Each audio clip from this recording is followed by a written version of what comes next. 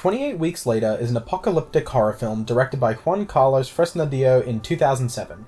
It's a sequel to the classic 2002 film 28 Days Later. I previously reviewed 28 Days Later on this channel not too long ago when I watched it for the first time this year. However, going into this movie, I knew it was written and directed by completely different people and did not have quite the same acclaim as the original. Even then, it still retains a higher Metascore than the first, though a low IMDb and Rotten Tomatoes score. So nevertheless, I went in with an open mind and was ready to see what waited for me. I've never seen any of the other movies from the director, and as far as I understand, this was definitely his big break, so I didn't have much to go off there. However, I really didn't like this movie. I found it to be a disappointment in nearly every way. I did a bit of reading to see what other people thought about this movie, and reception was certainly lukewarm, but the consensus is that it doesn't hold a candle to the original, but I had issues far deeper than just that. So I'm just going to discuss a couple scenes and a couple parts so I can really get across what the issues were. As the name implies, a majority of the film takes place 28 weeks later after the initial infection, but we open on a scene midway through the worst of the outbreak. I think it's worth breaking down this scene in pretty close detail because it is a microcosm of the rest of the movie in a lot of ways. Here we meet two of our central characters, Don and Alice. They've managed to survive in a small cabin along with the elderly couple who own it and a few other assorted people. Eventually a kid knocks on the door and desperately begs them to let him in. They do, and while feeding him they understand that he was being chased by the infected for a while. He happens to have brought a horde along with him, who descend upon the cabin and force the inhabitants to flee. Eventually only one remains, Donald, but as he escapes he notices that his wife has somehow managed to stave off the infected and the infection itself in her and still remains alive in the house, but he ignores her and continues on with his own survival. Now, having read some reviews, people seem to agree that the opening scene is brilliant, tense, exciting, dramatic, rivaling the best of the first, and it's only after this scene that the quality begins to falter. Interestingly, the director of the first film, Danny Boyle, was only credited as an executive producer here, but he did actually direct this opening scene. Perhaps his touch was the reason for the opening's critical acclaim. However, I don't agree. It has many problems, and I found it tragically mishandled in two important ways: the writing and the action. Firstly, the dialogue is very on the nose and obvious. Exposition pours out of the characters as if it's the first time they've spoken to each other, despite living together for a while. They arbitrarily bring up the fact that their kids are on holiday, which is why they aren't here and are safe. It doesn't have too much subtlety in my opinion, but to be honest, I could live with that aspect, if it weren't for the much worse part, the action. Once the zombies break in, this movie becomes an unwatchable mess. The camera shakes with such intensity that it's hard to even see what is going on. The editing is so fast that you barely even get a second to look at anything in the scene. It's embarrassingly poor and such a step down from the previous film. In 28 Days Later, the first time the viewer's seen infected, it's a slow and uncomfortable shot.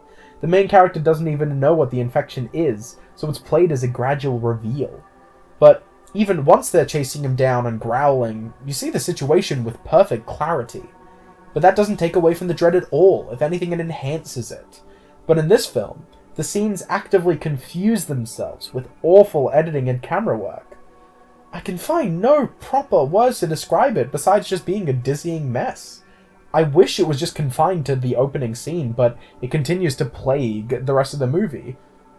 Besides that, there's one more particularly interesting element worth bringing up about this opening. One that I believe is a lot harder to determine as good or bad, but is ultimately poorly used in my opinion, which is the music.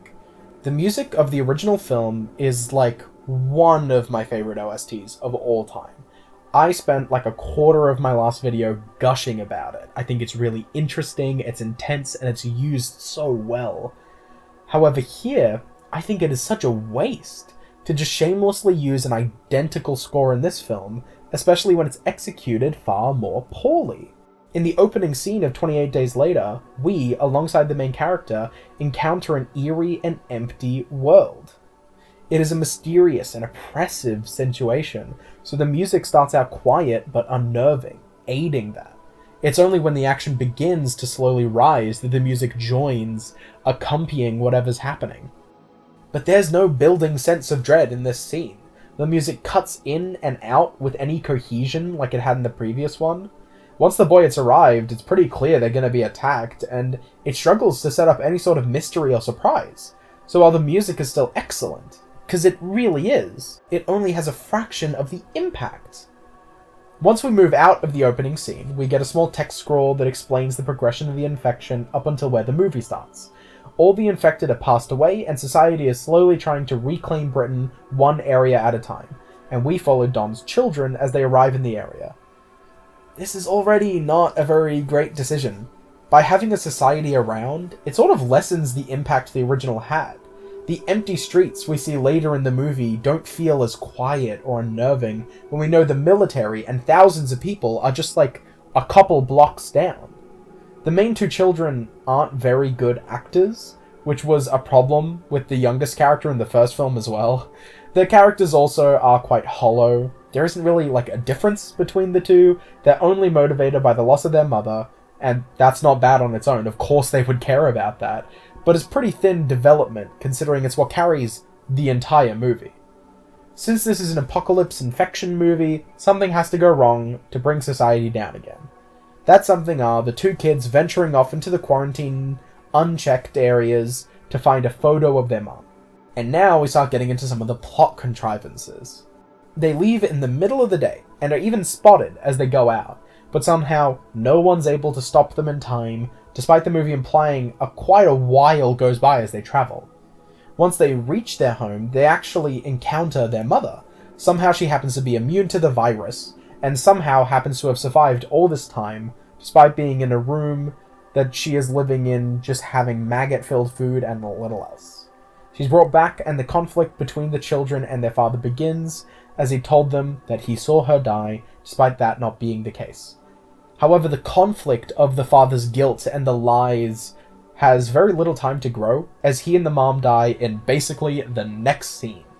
Despite being immune, and the first survivor they discovered in months, the mother is left completely alone without any security. However, the woman checking her blood is surrounded by armed guards, so they're not, like, running out of people to defend her. So the father is able to easily find her, and as they kiss, he gets infected himself and then kills her.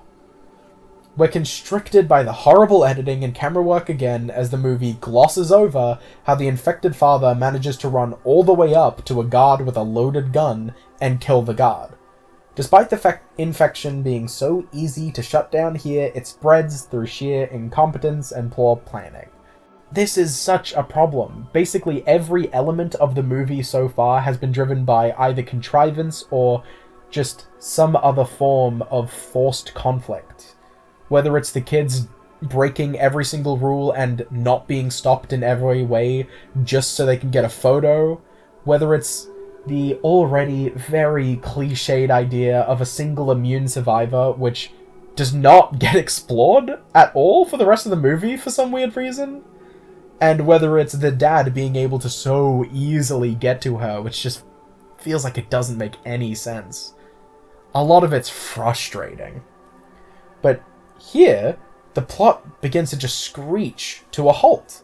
The entire rest of the movie is just the children trying to escape, while some adults aid them before they ultimately get killed. There's very little payoff, and not really much to attach yourself to from here on out. In the first movie, the characters are so well developed. A lot of it is this sort of travel sequence, much like 27 Weeks Later, but it's so carefully dedicated to each of these people. They don't know each other very well, so as they learn about each other, you learn about them. They have moments of fright and terrifying circumstances. They have moments of levity, like the supermarket scene where they finally get to relax and let loose a little bit. It all works really well. Here, there's just kind of nothing. There's no development to the characters, we don't get to learn about any of them, and it doesn't say anything in doing so. The two adults who help the kids are barely given a personality, and the children aren't developed any further than they've been so far. There are just hollow action scenes that drag on, and the same song is used over and over again. The same composer as the first movie, John Murphy, worked on this. However, according to the director, he only had 2 weeks to do so, which can be really felt in the final product. I feel bad railing against the music when they clearly had no time to work something actually interesting together for this. So I'm not going to follow the entire rest of the movie scene by scene, as it would cause this video to drag on far longer than it needs to.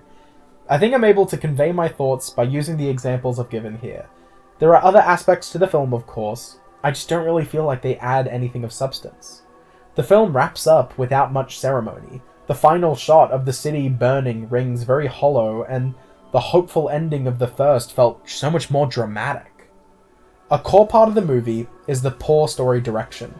One of the smartest aspects to the first movie is that we never see society fall. It skips the initial outbreak, it skips the first month, and it starts from our lone protagonist's point of view. It creates a large air of mystery. You don't know what's happening here, you don't know how far it spreads, all of it feels isolating and horrible. However, by re-establishing society in this movie, only for it to fall again, it robs the potential intrigue that it could have. The mystery about the rest of the world's gone.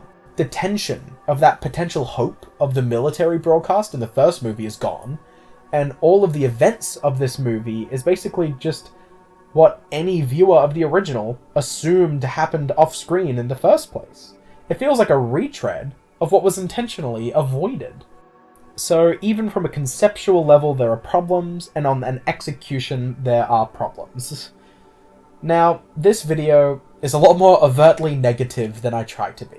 I think there are many lessons to be learned from this film, even if I didn't have a very good experience with it. If anything, it helps me appreciate a lot of the more creative decisions in that first movie more, seeing how poorly they could be executed here.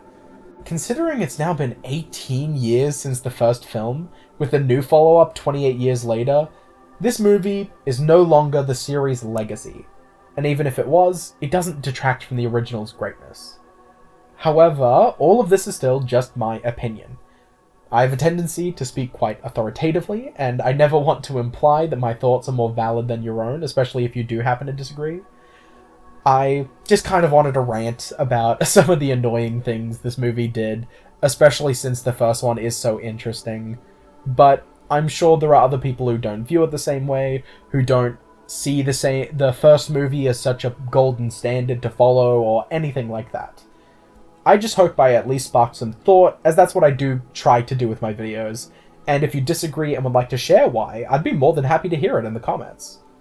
Soon I'll be doing a review of the latest film, and I can't wait to see it. I deliberately avoided watching it before finishing the script, but as I talk into the microphone, I have seen it now, and I'm writing a review already. If you're interested at all in hearing what I have to say, then feel free to subscribe. Thank you so much for watching. Goodbye.